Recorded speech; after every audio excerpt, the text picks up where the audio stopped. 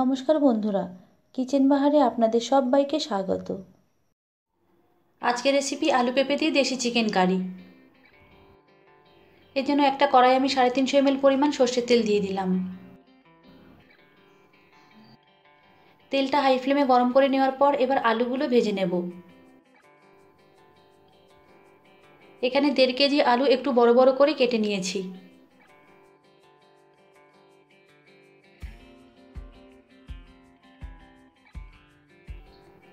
আলুগুলো মিডিয়াম ফ্লেমে লাল করে ভেজে নিলাম।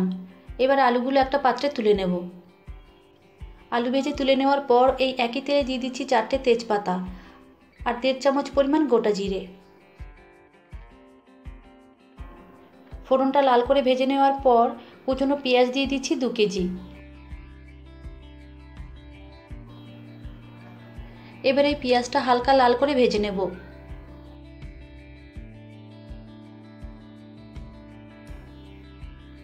পেঁয়াজটা হালকা লাল করে ভেজে নেওয়ার পর দিয়ে দিচ্ছি গোটা গরম মশলা। গোটা গরম মশলার মধ্যে রয়েছে 6টা ছোট এলাচ, 4 ইঞ্চি দারচিনির টুকরো আর 7-8টা লবঙ্গ। গরম মশলাটা আমি থেতো করে দিয়েছি যাতে ফ্লেভারটা খুব ভালোভাবে সব কিছুর সাথে মিশে যায়। গরম মশলাটা দিয়ে আরও মিনিট 2 ভেজে নিয়েছি। এবার এতে দিয়ে দিচ্ছি 600 গ্রাম ছোট টুকরো করে কেটে নেওয়া টমেটো। এবার মিডিয়াম ফ্লেমে টমেটোটা নরম হয়ে আসা পর্যন্ত ভেজে নেব।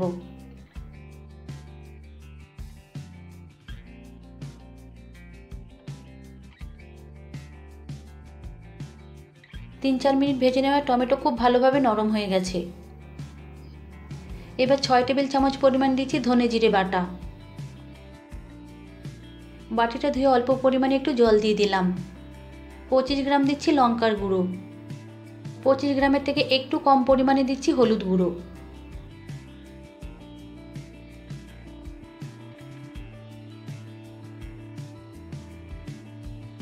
সমস্ত মশলা ভালোভাবে মিশিয়ে নিয়ে অল্প পরিমাণে দিচ্ছি জল।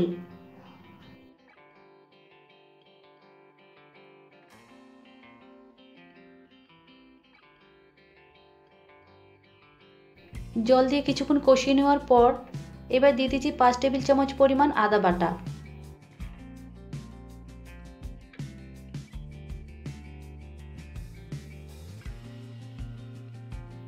আদার কাঁচা গন্ধ চলে যাওয়া পর্যন্ত কষিয়ে নিলাম। এবার রসুন বাটা দিচ্ছি 150 গ্রাম। আদার চেয়ে রসুনের পরিমাণ একটু বেশি দিলে স্বাদ ও গন্ধ দুটোই ভালো হয়।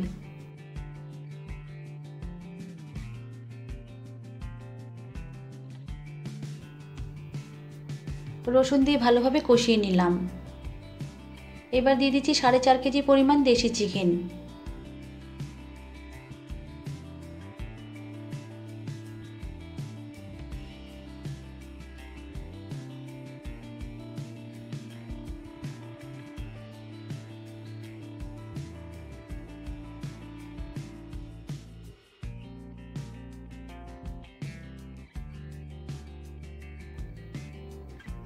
চিকেনটা নাড়াচাড়া করে মশলার সাথে মিশিয়ে নিয়ে এবার দিয়ে দিচ্ছি স্বাদ মতো নুন আর 2 চামচ পরিমাণ দিচ্ছি চিনি।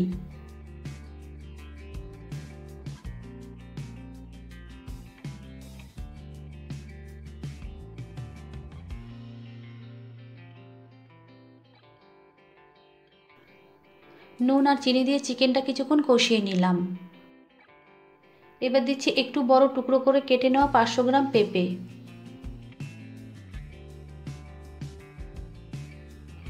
দেশি চিকেনের মধ্যে পেঁপে দিলে যেমন চিকেনটা সিদ্ধ হতে খুব বেশি সময় লাগে না আর চিকেনটাও বেশ নরম হয়। পেঁপে দিয়ে চিকেনটা আরও 6-7 মিনিট কষিয়ে নিয়েছি। এবার দিয়ে দিলাম ভেজে রাখা আলু। আলুটা দিয়ে চিকেনটা আরও কিছুক্ষণ কষিয়ে নেব।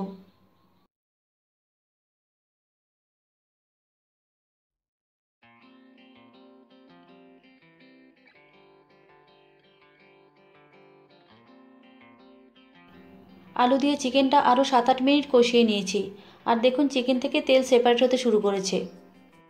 এবার দিয়ে দেব পরিমাণ মতো গরম জল।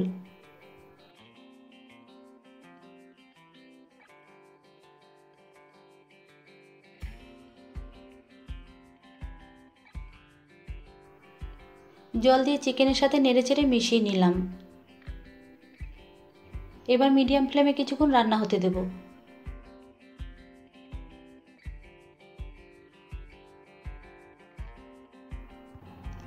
মিডিয়াম ফ্লেমে মিনিট 10 রান্না করে নিয়েছি।